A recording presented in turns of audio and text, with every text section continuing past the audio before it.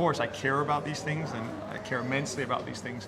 But the problem is that, as most of us know in life, money and business drives these things ultimately. And if employer branding aren't able to communicate then on that level and actually start these initiatives, then there's a huge problem.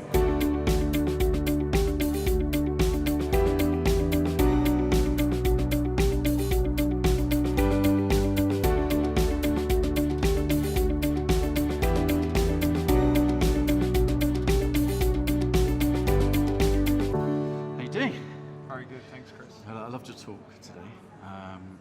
Talking about data and employer brand. Now, I love what you said. We were chatting on the stairs earlier on in the conference, and you were saying, I don't work in employer brand, but I use employer brand as a business tool. So let's talk a bit about that. Okay, thanks, Chris. Yeah, so I mean, I come from employer branding from a slightly different angle, right? People always ask me, I'm head of employer branding, so they always assume that I'm an employer branding specialist, but it's not the case at all. Okay. For me, it's about solving the challenges that a business face, right? So when I enter an organization, I look at the overall business strategy. Yeah, nice. Right? So the goals of that organization.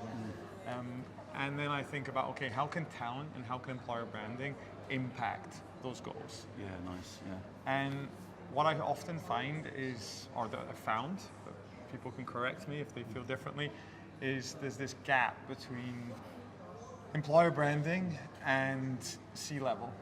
Yeah, massively, yeah, absolutely. I hear so many times that, yeah, we built this elaborate employer branding strategy, but we couldn't get the ball rolling on it because C-level pulled the plug, right?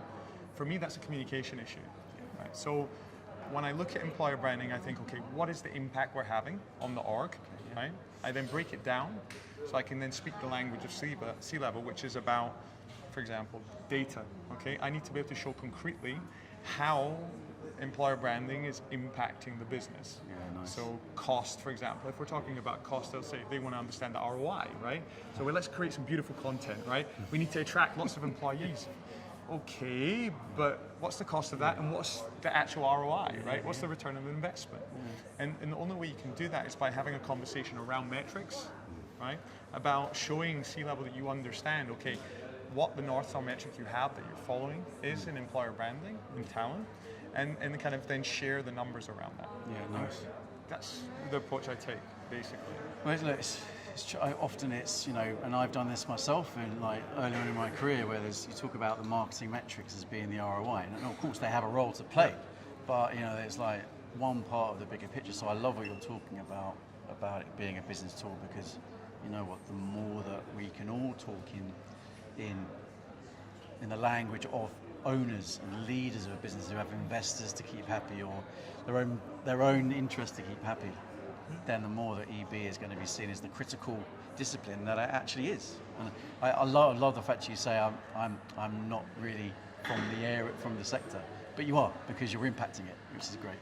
Yeah, I appreciate that. I think sometimes I come, this is the first time I've been to this conference, to Empple specifically, but I was sitting around one of the networking events and everybody's talking about diversity, inclusion, and all the being woke and sharing that cultural identity and things like that within employer branding. And of course, I care about these things and I care immensely about these things.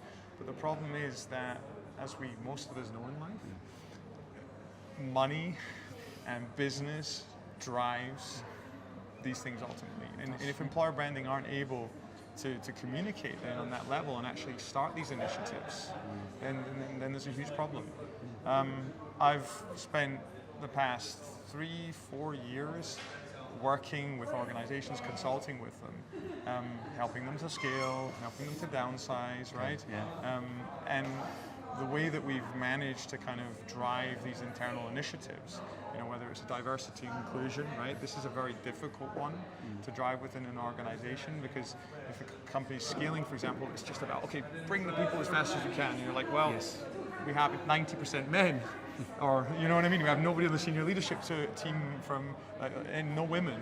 And they're like, well, we don't care. We just want to have these people on board, right? You can't just flip the switch though, can you? No, and that's the difficulty. So you really need to bring kind of details, numbers to the table, and explain to the CEO or whoever it is you're speaking to, okay, why we need to do this from a business perspective, why it will impact revenue, growth, and these different indicators. Nice. Well, that's top table talk. So yeah, I like it. Thank you. Thank you very much, Chris.